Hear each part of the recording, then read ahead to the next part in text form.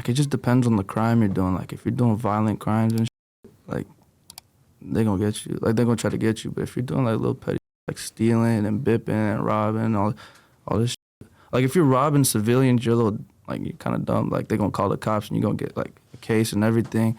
But if you're like hitting licks on like other people in the streets, like that's like the smarter move. Like they don't, like if they really claim to be street, they wouldn't call the cops on you. So you don't really gotta worry about those type of repercussions. So you're saying robbing drug dealers was kind of like your thing at one point?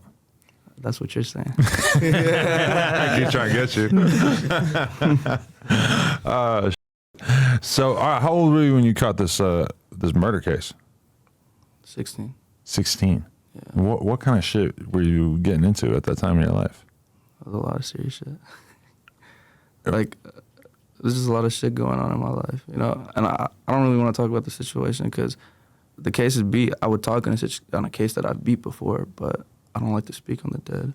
I like to feel like if you speak, like, it's just really bad. Like, he's already gone. Like, what's the point of talking about it? And say, like the parents, like, of the person, like, if my kid got killed and the person, like, got away with it, I'd be upset. But if I see them on the internet telling the whole story, like, I'd be horrified, you know what I mean? I'd be like, damn, so this is how my son went out and all this type of stuff. So for the peace of the people, and, like, it was a crazy story. Like, the getaway and everything, helicopters, like, 90 cop cars, dogs, UAV, all this type of bullshit. But even the initial thing leading up to it, but it was a little altercation that just went big for no reason. And so is this somebody that you knew? No, that's the first time I ever met him. But it was a misunderstanding on his part, and he got a little out of hand and tried to do some crazy shit. So that's a lot of the story already given out. How long were you locked up for? 0. Oh, so you never got locked up, but you had to fight it? So, no, so I didn't have to fight it. It got dropped. Like, it wasn't that it was open and they were investigating and they were bugging for a little bit, like, detectives and all this shit. But after a while, like, you could even read the news report that he had a fake gun on him. Like, they found a fake gun on his body. Like, not on his body. I don't know where they found it. I didn't really, like, read too much up on it. Like, he had a fake gun. And, like, basically, it was a good self-defense case. And it got dropped. It was a self-defense. So they never even bothered to charge you? No. Wow. And how long was this hanging over your head, though, that you were wondering about it? I was so paranoid about it. Like, I thought, like, any minute they're going to just come in my door, like, because they never gave me information about it. They just said, we're going to, like, follow up with you. And, like, bro, like, day and night, like, I'm just so paranoid, you know? I'm like, oh, they're going to come in, like, they're going to come kick door, like, I mean, just pull me out of my house. I'm thinking about, like, damn, I got to get out the country. I got to do all this type of shit. You thought about running? Yeah, like, I didn't know what was going on. But after, like, a year, I had a lawyer check up on the case. And he was like, oh, no, it's been closed. It's a closed case. But they never told me anything. They just, like, they're like, we're going to get back to you. And they never got back to me. Like, they got back to me about saying, like, oh, like little shit, like, fuck,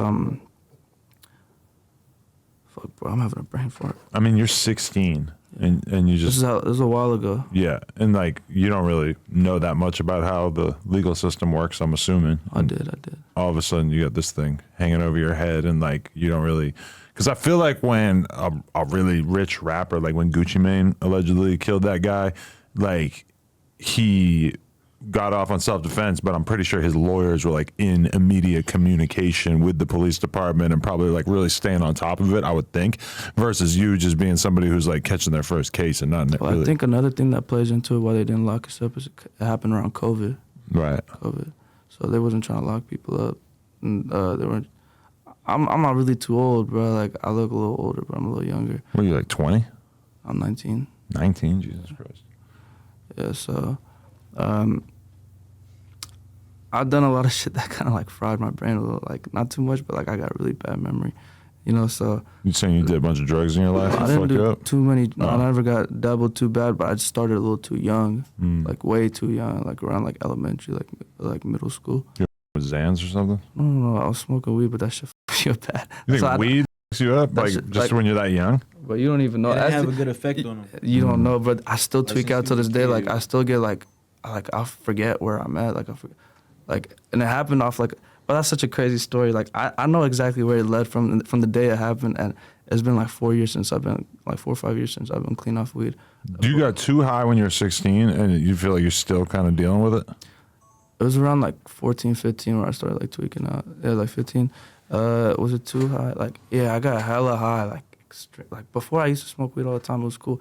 I got so high. Like I get PTSD whenever like when I smell weed, or like it happens when I'm in the backseat of the car at night. Like I'll start tweaking out. Like my brain, like I like leave my body. Like it feels so weird. Like I'll forget who I am. So you'd probably prefer I don't smoke around you?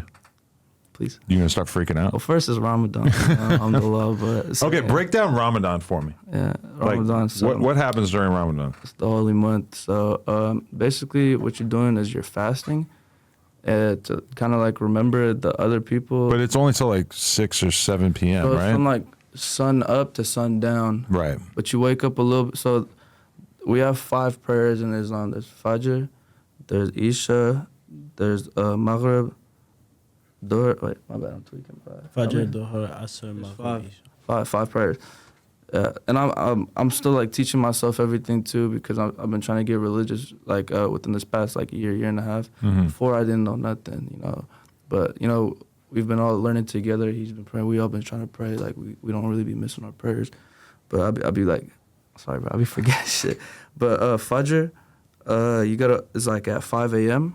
Prayer that we wake up in the middle of the night, like not the middle. It's like when everybody else is sleeping, that's like the strongest prayer. Like when everybody else is sleeping and comfy in bed, you're getting up to praise God, Allah subhanahu wa ta'ala, and you bust down the prayer.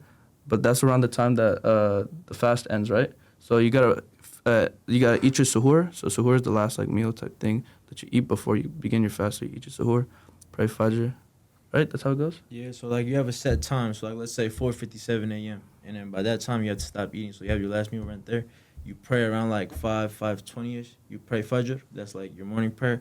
And then that's pretty much it. And then your fast starts for the whole day. So you don't eat water, you don't drink, you don't do anything like that, especially no smoking, nothing like that. And then you pray your Zuhr at like around 1, and then you pray Asr around like 3, 4, and then you pray Maghrib. And then Maghrib is when you break your fast. So right now it's like gonna be like around like what, 7? So you guys are starving right now.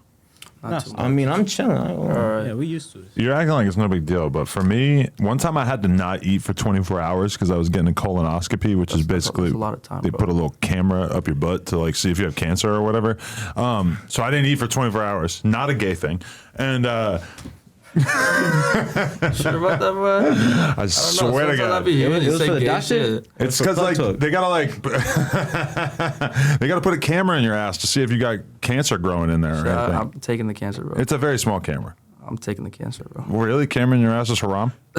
I could see it. Yo, anything wrong? Hey, A lot of shit is haram. A lot less than that is haram. everything's haram for a real reason. Right. So, But so you grew up Muslim, but you know you're like kind of on some little kid shit, and then as you get older, you decide to start taking it more serious. so with the Afghans, they come from like a war-torn country. They're not too like how do you say, like, they're not too informed themselves for them to teach us and stuff. They put us in like little Quran classes and stuff, but that's when we were kids. Like, you know, we never really wanted to focus on that type of shit. We just want to go out and play and shit. Yeah, so, but, yeah.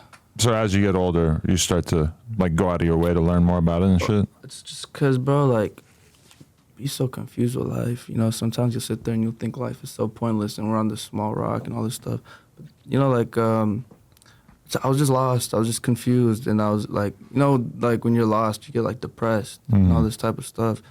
And I just wanted to find like the real reason and the real purpose. And I started to do like my research and stuff. And like, if you think about it, bro, like everybody's going to die, you know? Nothing's going to go with you. I know you got a lot of money. Your money's going to go with you when you die? Probably go to my family. Okay, but it's not going to go with you to the grave, you know? No.